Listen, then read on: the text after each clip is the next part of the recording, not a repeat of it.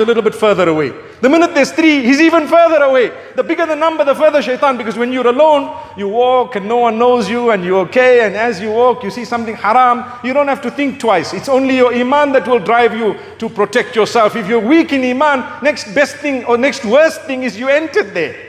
But when you were 2, you worried because you know what, hey, my brother's here, it's going to be such a bad thing. I'm not even looking. You got to just look down and say, astaghfirullah. One wonders whether you're worried about Allah or the guy next to you.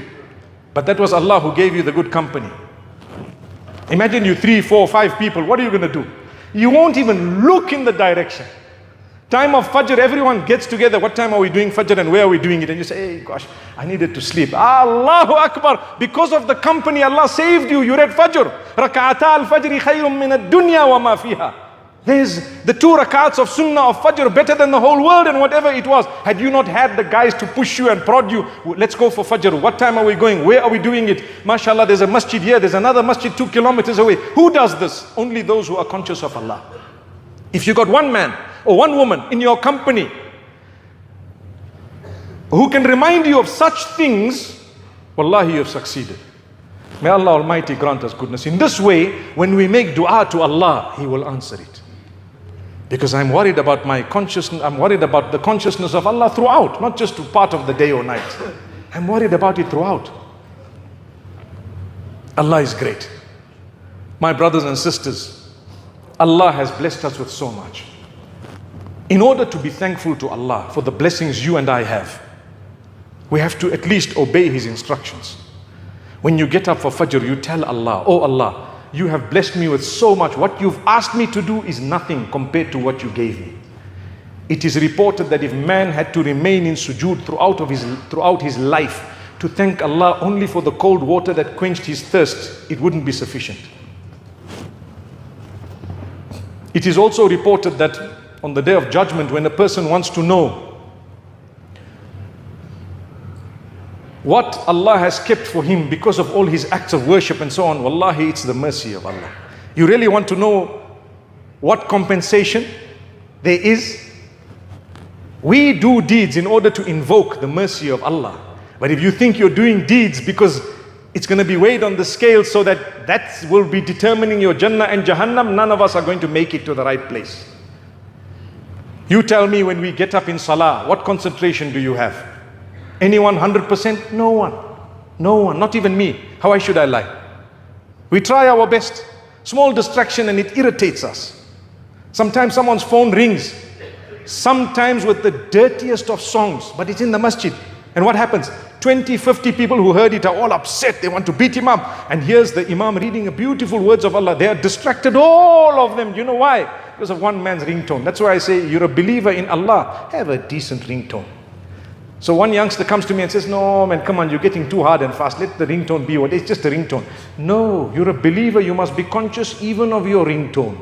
You really want the closeness. You know why? You're going to come to the house of Allah or anywhere where the ringtone is going to ring. Is it going to remind people of something hectic? Imagine people who quit all those bad habits and they now are on the straight path, and suddenly they've tried to forget all about the nonsense they were engaged in, and one day they're standing next to you in Salah, in the masjid or anywhere else, and the ringtone rekindles the entire disease they had before, because that doof and whatever else it might be wanted to make their head shake. You're wondering, are they listening to the verses of the Quran, or is it the ringtone next door that's taking them back to Jahiliyyah? May Allah forgive us. You believe in Allah, be careful, change that tone. So on that Day of Judgment, a man will be told, Alam nasihha laka badanaka wa nurawwika bil ma'il barid. Listen to this one. Did we not give you good health and give you cold water to quench your thirst? Well, that's enough. Here's your deeds. Here's the cold water and the good health. What happens? It's out. Your deeds are gone. It's the mercy of Allah. Do you want to enter Jannah with the mercy of Allah or your deeds? The answer is the mercy of Allah. Why do I do deeds? I do deeds to get the mercy of Allah. That's why. I want the mercy of Allah. May Allah have mercy on all of us. May Allah grant true victory and liberation to our brothers and sisters in Palestine, the people of Gaza. May Allah Almighty grant them goodness. May Allah Almighty bless them. May Allah open their doors. We are all people of Gaza and we are all people of Palestine. And all of us feel the pain of our brothers and sisters elsewhere across the globe who are struggling because of wars that were created by the enemy, their enemies and ours. So many wars are created proxy. They need some resources under your feet. And so they create a war between you and your brother, and you don't even realize we're killing each other for no reason. How many countries in the Muslim world have been fighting each other, not because they want to fight each other? A third party came in and made them believe that you need to fight each other. Look at Sudan, we pray for them. May Allah grant them peace. May Allah grant them good understanding. May Allah grant them goodness, because they are fighting each other in an unbelievable manner.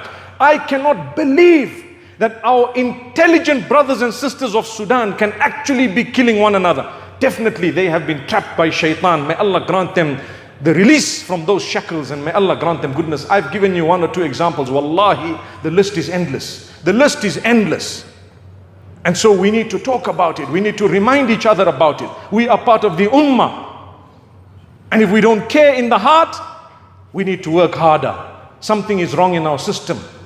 Make sure your income is halal. Make sure your system is good. Seek the forgiveness of Allah. May Allah forgive me. May Allah forgive all of us. I have shortcomings.